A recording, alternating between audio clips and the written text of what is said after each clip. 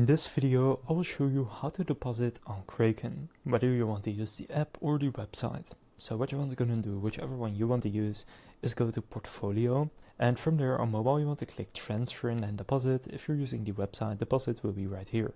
So click Deposit. Then you can either deposit cash, so for example euro, dollar, or you can deposit crypto.